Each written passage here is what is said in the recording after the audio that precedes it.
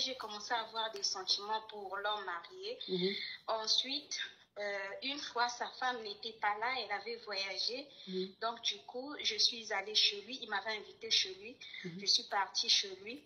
Tellement que j'étais amoureuse du gars, du monsieur. Donc, du coup, j'ai voulu faire un truc là. J'ai laissé mon sous-vêtement chez lui. Et sachant que le lendemain, sa femme va venir. Donc, quand j'ai déposé, je suis partie.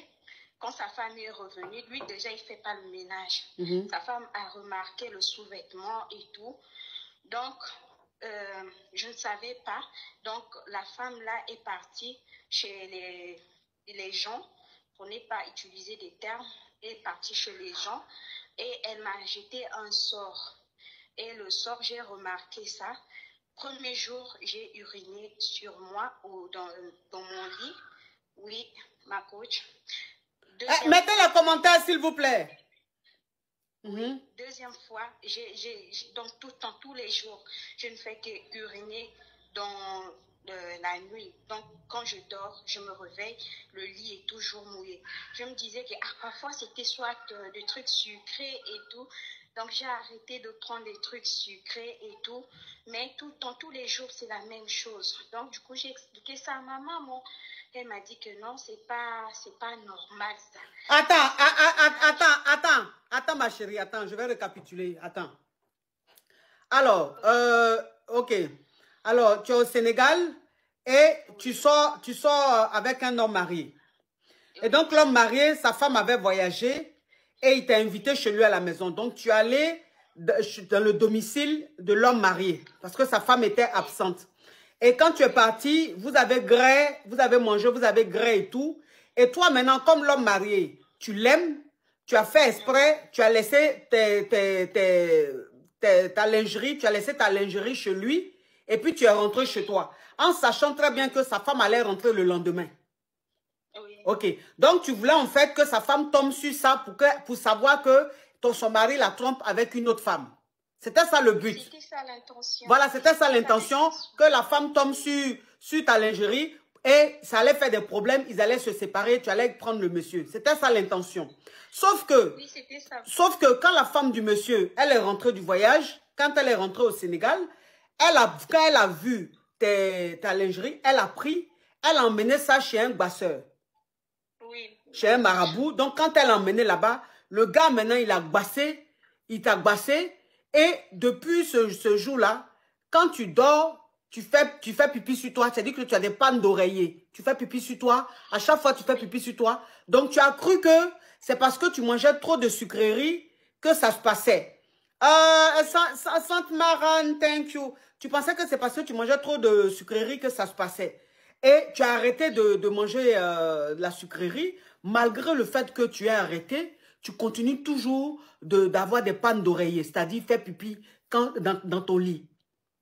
Oui, ma coach. C'est ça. Donc, j'ai parlé avec ma maman. Elle m'a dit que ça, c'est pas vraiment normal. Donc, on est parti consulter et tout à l'hôpital, le pays que je vous ai dit tantôt. Donc, il m'a dit qu'il faut faire vraiment attention et tout. J'ai dit, maintenant, qu'est-ce que je peux faire pour que je ne puisse plus faire pipi sur moi dans mon lit et tout. Il m'a dit, là, il y a des produits qu'on peut vous donner et tout, mais la meilleure des choses à faire, c'est de voir avec la femme. Là. Ok. Donc, attends, ma chérie, je continue. Hein. Donc, ça veut dire que quand tu as commencé à voir de façon répétitive, même après le fait que tu aies arrêté le sucre, les pannes d'oreiller, tu as expliqué ça à ta maman. Et quand tu as expliqué à ta maman t'a dit que ce n'était pas normal que tu fasses pipi au lit à chaque fois comme ça. Donc, vous êtes allé voir un marabout. Donc, quand vous êtes arrivé là-bas, c'est lui maintenant qui a dit que tu as laissé ta lingerie quelque part et que c'est la femme qui a pris ça pour aller te basser. Oui, ma coach. Ok. Maintenant, quand il t'a dit ça, il t'a dit que lui va te donner un traitement à suivre pour ne plus que ça continue, pour que ça s'arrête. Oui, ma coach. Ok, oui. Donc, ensuite, il m'a dit, je dois demander pardon à la femme là pour qu'elle puisse, parce que les trucs qu'elle attachait avec ma lingerie là, c'était vraiment fort. Oh, Power, Kavia Power dit merci à Rajan. Thank you so much. Thank you. Oui. Donc, je demande pardon pour que la femme là puisse me délivrer. Sinon, avec les traitements, ça peut prendre du temps et c'est pas vraiment... Donc, c'est d'abord le pardon de la dame là qui peut me libérer. C'est elle qui peut me libérer avec la lingerie. Mais là, je ne sais pas quoi faire, ma coach. Ok.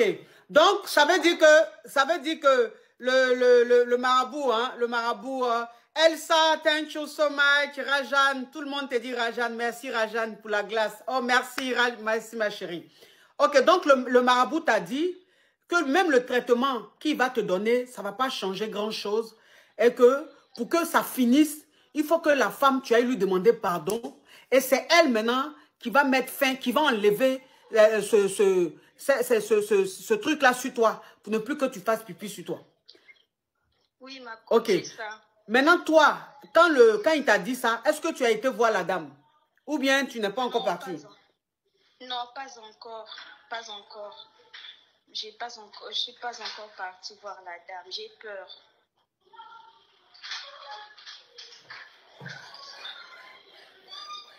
Allô?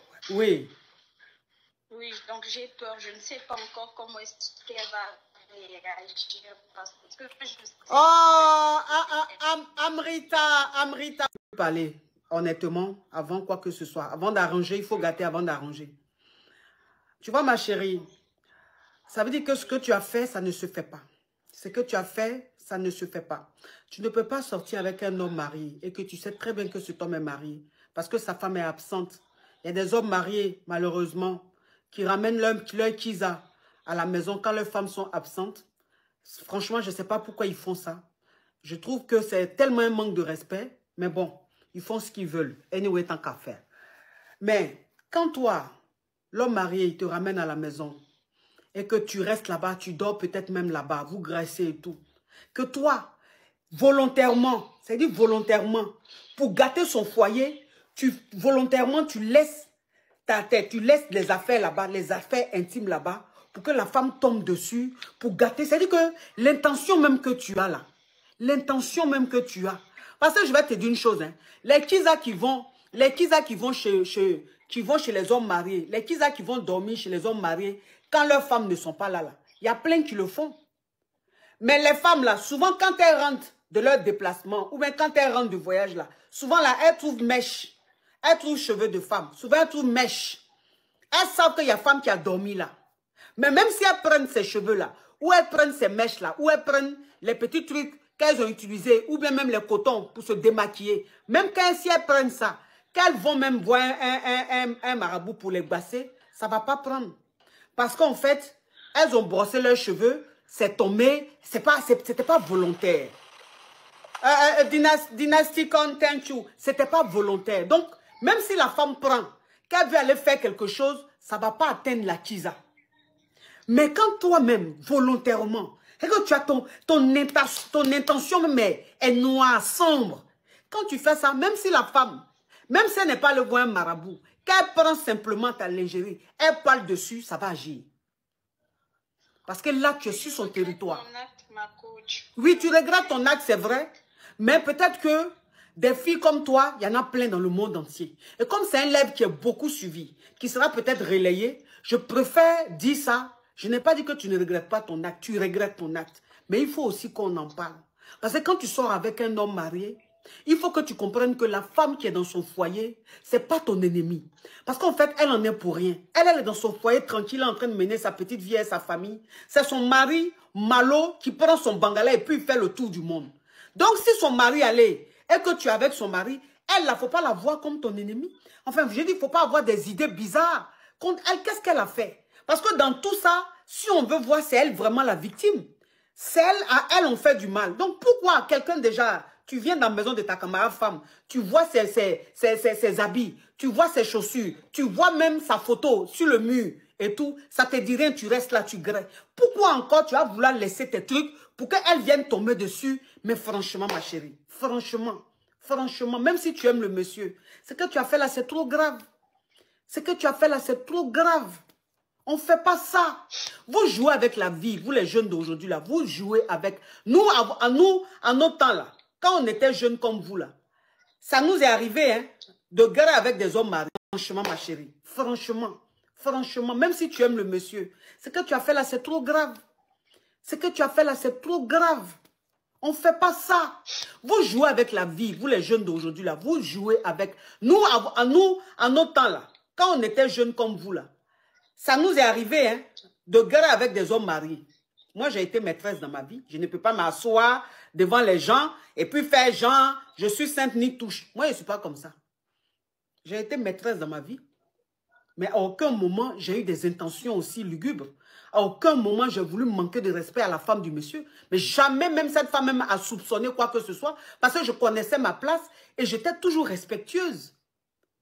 À nous, à notre temps là, on était kisa, mais on avait peur. On se cachait. Parce qu'on avait honte. Donc tout ce qu'on faisait là, c'était en cachette. Même quand la femme même nous appelle là, on fait comme si le téléphone là même s'est trompé. Ou bien, en fait, on était... Parce qu'on savait que ce qu'on faisait n'était pas bon. Donc, on était très respectueuse. C'est ce qui a fait qu'aujourd'hui, Dieu nous a bénis. On a eu nos maris et puis on est là. Mais vous, les jeunes filles d'aujourd'hui, là, vous n'avez pas peur de quelque chose. Quand vous faites les choses, vous n'avez pas peur. Hein? Vous n'avez peur de rien. Vous vous comportez comme ça. Moi, je vous dis toujours que la nature même punit. La nature que vous voyez là, ça punit les êtres humains.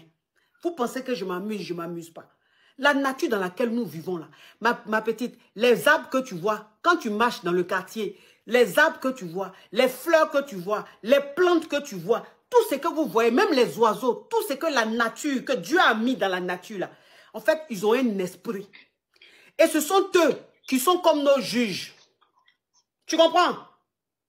Oui. Ils sont comme nos juges. Donc, la nature nous regarde. La nature nous observe. Quand la nature voit qu'on a un comportement, on ne fait pas de bonnes choses, la nature nous punit.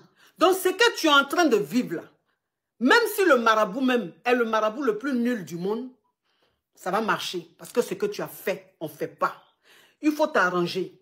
Appelle le monsieur, l'homme marié, tu l'appelles. Tu lui expliques ce qui se passe. Lui, de toute façon, il ne sera pas choqué.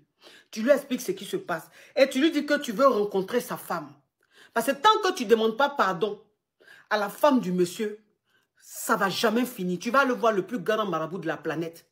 Tant que la femme, là, elle ne dit pas je te pardonne, ça ne va pas finir. Et tu es très jeune. Tu as quel âge, ma petite? J'ai 26 ans. Ok. Tu as 26 ans, tu es très jeune. Tu as toute une vie devant toi. Donc, il ne faut pas continuer de vivre avec des choses aussi lugubres. Non. Prends ton courage à deux mains. Si tu veux même prendre ta maman, allez chez la femme. Mets-toi à genoux devant la femme. La femme va comprendre que tu es jeune. Donc, c'est des choses qui peuvent arriver. C'est la jeunesse. Et le fait même de te mettre en genoux, demander pardon à la femme là, elle va te pardonner. Ce sort-là va quitter sur toi. Tu vas continuer ta vie. Il ne faut pas rester dans ton coin comme ça, ma petite. Tu as compris? D'accord. Et puis, fais très attention maintenant. Fais très attention. Il ne faut pas jouer la vie. Oui, j'ai compris, ma coach. Je ne veux plus sortir avec les hommes mariés. Je ne t'ai pas dit de ne plus sortir les hommes mariés, mais je te dis simplement que quand tu sors avec un homme marié, il ne faut pas avoir des intentions aussi lugubres. Ce n'est pas bon. D'accord, ma coach. Au revoir. Au revoir. Non, mais franchement, hey, on peut faire les choses comme ça.